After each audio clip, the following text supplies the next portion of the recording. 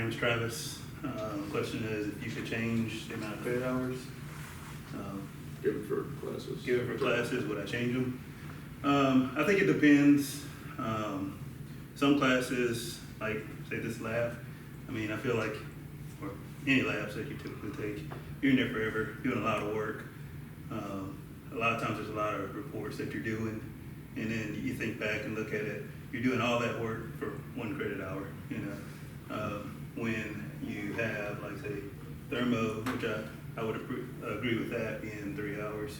You know, some of your harder classes being more credit hours, because those are weighted, obviously. You're gonna go through in whatever degree you're gonna get.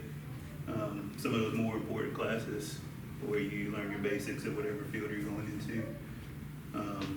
I feel like those should be weighted more, but I don't think you should say weight the credit hour less on say labs or so forth due to the amount of work you do.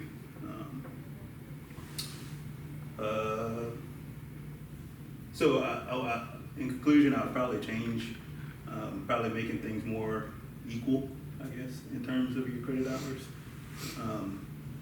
Also too, I'll say too, say if you're struggling, some of these harder classes, you get lower grades, you know, and I mentioned earlier about doing more work in the labs. That could give you an opportunity to try to catch up a little bit in terms of your grading. You do a lot of work. I do think that is important, and so I do think that should be weighted more too. You know, that can help if you say you happen to slip up in a more harder class. You know? So in conclusion, I would probably change the weight system of some of these classes and try to make them a